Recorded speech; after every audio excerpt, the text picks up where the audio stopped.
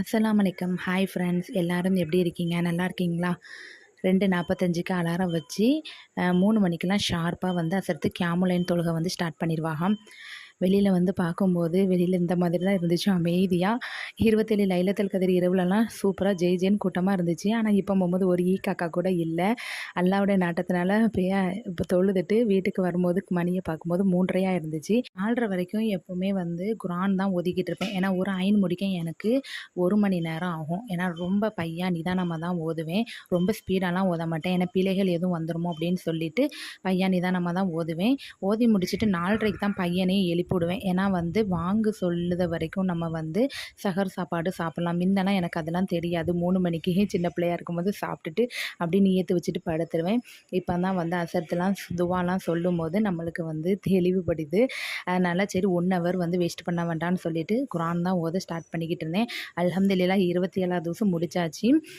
30 நாளைக்கு 30 தூசு நான் முடிச்சிருவேன். ஆனா நெறைய பேர் வந்து ஒரு நாளைக்கு 10 தூசு ஓதுதாங்க. 3 நாளைக்குள்ள 30 தூசுலாம் முடிச்சிருந்தாங்க. ரொம்ப அவங்கலாம் வந்து ரொம்ப வந்து பெரிய ஆளா தான் இருப்பாங்கன்னு நெனைக்கிறேன்.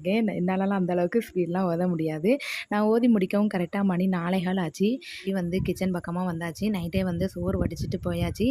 பருப்பு ரசம் வந்து வச்சிருந்தேன் மத்தியானம். பருப்பு வந்து கம்மியா தான் இருக்கு.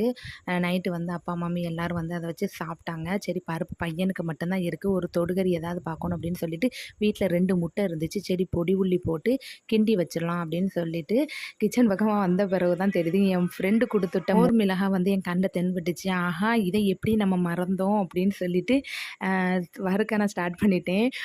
வேலை எனக்கு வந்து இத வறுத்துட்டு அதுக்கப்புறம் தான் வந்து நான் முட்டைய கிண்டலாம் அப்படின்னு பிளான் போட்டாச்சு. என் ஃப்ரெண்டு வீட்ல இத பார்த்த உடனே நான் என் ஃப்ரெண்டுட்ட சொல்லிட்டேன், "எனக்கு வேணும்ப்பா" அப்படின்னு சொன்னேன். ஈவினிங் போல பையன்ட்ட வந்து குடுத்து விட்டுருந்தாங்க.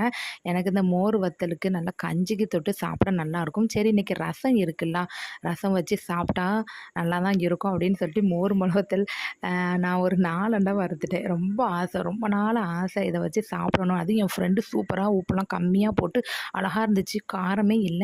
வீட்ல வந்து வெண்டைக்காய் சும்மா கிடக்குன்னு என்னைக்கோ ஒரு நாள் நான் வத்தல் வந்து காய போட்டிருந்தேன். அது கொஞ்சம் பேலன்ஸ் இருந்துச்சு. இதையும் வறுத்து வச்சுட்டு, சரி முட்டையுமே சூப்பரா மிளகு, மொளத்த பொடிலாம் போட்டு நல்லா கிண்டி வச்சாச்சு. 4:30க்கு பையன சத்தம் கொடுத்து அவனை எழுப்பி அவங்க ஃப்ரெஷ் பண்ணிட்டு இருந்தாங்க. அப்படி நான் வந்து எல்லாத்தையுமே நடு வீட்ல எடுத்து வச்சுட்டேன். சாப்பாடு எல்லாம் தண்ணி எல்லாம் மெத்தி வச்சிருந்தேன். ரசம் வந்து ரொம்ப மைல்டா தான் இருந்துச்சு. அந்த ரசத்த ஊத்தி அதுக்கப்புறம் வெண்டைக்காய் வத்தல், அப்புறம் முட்டை கொஞ்சம், அ என் ஃப்ரெண்டு குடுத்துட்ட மோர் மொளகா வச்சு, அப்புறம் என் பையனுக்கு வந்து வத்தல் வறுத்து குடுத்தேன். அவன் இந்த வத்தல் இல்லன்னா சாப்பிடவே மாட்டாங்க. அல்ஹம்துலில்லாஹ் அருமையா இருந்துச்சு சாப்பாடு. என் ஃப்ரெண்டுக்கு தான் ரொம்ப நன்றி சொல்லணும். மோர் மொளகா குடுத்துட்டதுக்கு ரொம்ப